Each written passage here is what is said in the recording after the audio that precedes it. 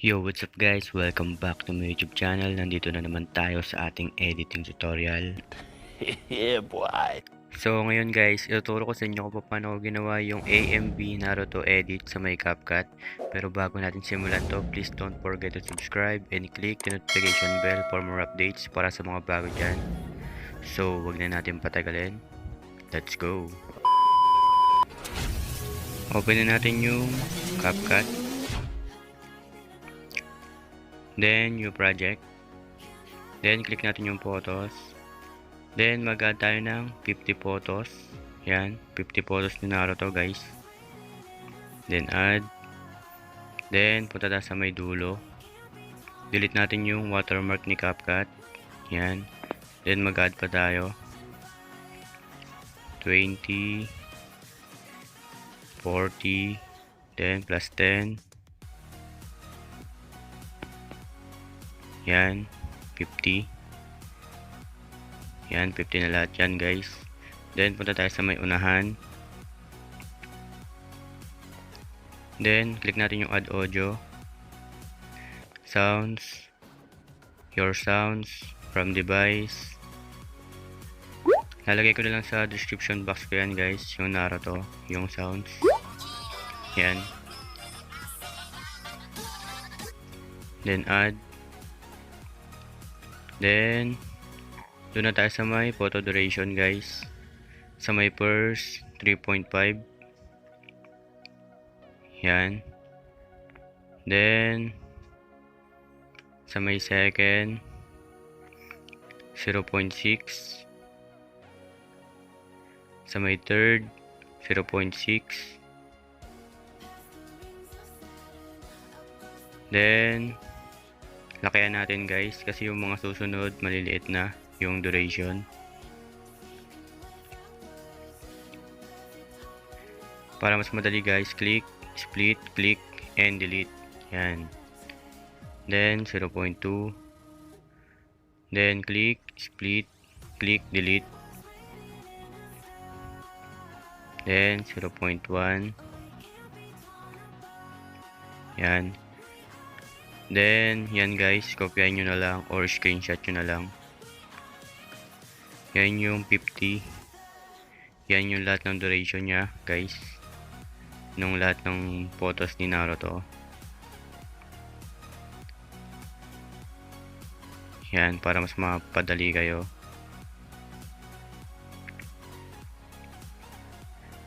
Yan.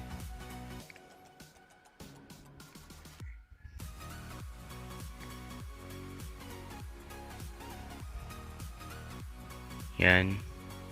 Then, okay na guys. Yan. Then, doon tayo sa may unahan. Check natin. Okay guys. Then, sa unahan ulit. Yan. Then, doon na tayo sa may animation. Click natin yung first animation. Then, combo. Then, lalagyan natin ng wobble. Yan. Then sa duration, sagad 3.5 seconds. Then sa may second, zoom 1. Zoom 1 na yan guys. Combo. Then, hanapin natin yung zoom 1. Yan. Then yung third, zoom 1 pa rin.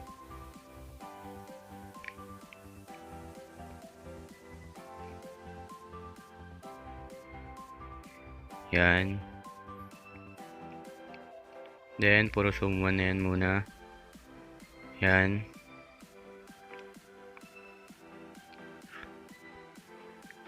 Zoom 1. Then, zoom 1. Zoom 1. Zoom 1. Zoom 1. Then, zoom 1. Then, sa may 0.4 seconds guys, babaguhin na natin. Gagawin nating sway in. Hanapin natin. Sway in. Yan. Then, zoom 1 ulit. tatlong zoom 1, isang sway in na. Yan ang mangyayari guys. Yan, zoom 1. Zoom 1. Then, sway in. Basta sa may 0.5 tsaka 0.4, sway in. Then, yan guys. Kopya nyo na lang guys. Yan yung lahat ng animation guys. Yan lahat naka-indicate. Screenshot or kopya nyo na lang. Then, yan. Okay na. Then, punta tayo sa may unahan. Ito natin. Yan. Unahan. Yan. Then, click natin yung back. Then, click natin yung effects. Then, click natin yung frame. Lagyan natin ng LED. Yan. Check. Then, sakto lang natin sa may, yan, lahat yan, lalagyan natin. Sagad, gandulo. Then, punta tayo sa may unahan. Then, add effects ulit. Then, dun tayo sa may basic. Lalagyan natin ng shake. Yan, shake. Then, check. Then, sakto lang natin. Doon lang siya sa may first. Yan. First photo. Yan, sa may cutting. Sakto lang natin siya, guys. Yan. Then, yan, sa may second, third, tsaka fourth. Lalagyan natin ng smoke. Tsaka 1, 2, 3. Yan. Sakto lang natin siya sa may hati. Yan. Sa may cutting. Pack natin. Then, sticker. Then, click natin yung hat. Then, lalagyan natin ng smoke. Then, lakihan natin. Yan. Resize natin. Sakto lang natin sa may frame. In check. Then, sakto natin. Yan. Doon sa may hati guys. Sa may split natin. Yan. Sa may gitna. Then, click natin yung split.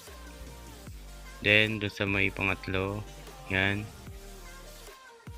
Sakto lang natin. Yan. Then, split.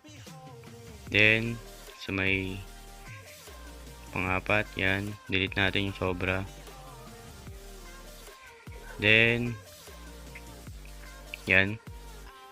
Para pare-parehas lang sila guys.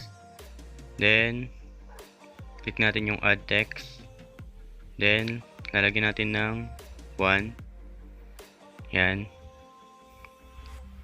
Then, check. Then, lakihan natin. Yan.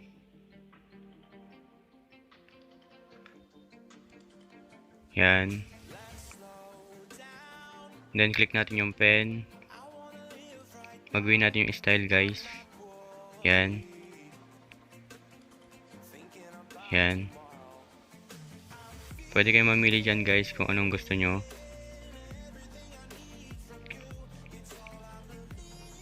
Yan na lang. Then, check. Then, sakto lang natin ulit sa may hati. Yan. Sa may pangalawa. At saka tatlo. Split ulit. Then, split ulit natin dun sa may pang-apat. Yan. Then, split natin yung sobra. Yan. Then, delete na lang natin. Yan. Sakto natin, guys. Yan. Sakto natin. Yan. Then, click natin yung pangalawa na text. Then, bagawin natin ng 2. Yan. Check. Then, sa may pangatlo na text. Then, bagawin natin. Edit natin. Then, 3. Yan. Check. Yan na, guys. Ayusin lang natin. Yan. Then, ayusin natin. Para sakto lahat. Lumabas. Yan. Then, Yan. Okay na guys. Then, check natin. Yan. Okay. Then, back natin. Then, sakay natin. Sa may 11 guys. Lalagyan natin ng party. Bilangin nyo na lang guys. Yan. Sa may 0.4 seconds. Yan. Sakto lang natin sa may cutting. Then, effects. Add effects. Then, click natin yung, hanapin natin yung party. Yan, party. Then, lalagyan natin ng black flash. Yan. Check. Ayusin natin. Then, sakto lang natin siya dun sa may 11. Sa may photo ng 11. Yan, sa pagkakahati. Yan. Yan. Ayusin natin. Yan. Then, mag-add ulit tayo ng effects. Then, lalagyan natin ng color pool. Yan. Check ulit. Then, ayusin lang ulit natin yung pagkakaayos.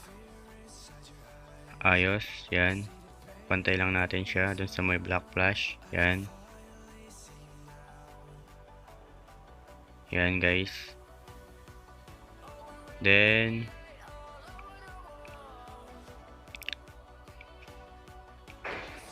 copy natin guys yung black flash. Copy. Tsaka yung color pool. Copy natin. Then, lalagpas lang tayo ng 1, 2, 3. Yung mga zoom. Yan.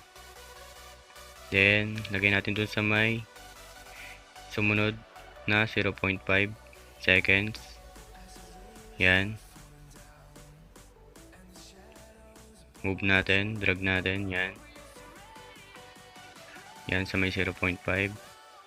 Then, sakto lang natin. Guys, yan. Sa may 15. Yan. Sa may photo 15. Then, copy ulit. Copy. Then, lalagay natin dun sa may susunod. Yan. Lagpas ulit ng 3. Then, move. Then, move ulit natin. Yan.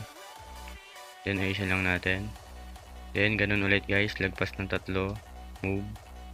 Yan. Same pa rin. Hanggang dulo yan guys. Yan. Sa may 0.5 seconds. Doon natin i-move yung black flash tsaka yung color pool. Yan. Then, yan na siya guys. Then, check natin yung finished product. Finished product. Yan. Yan yung nagawa natin. Then, check natin. Medyo lag nga lang yan kasi nagalag sa may CapCut. Yan.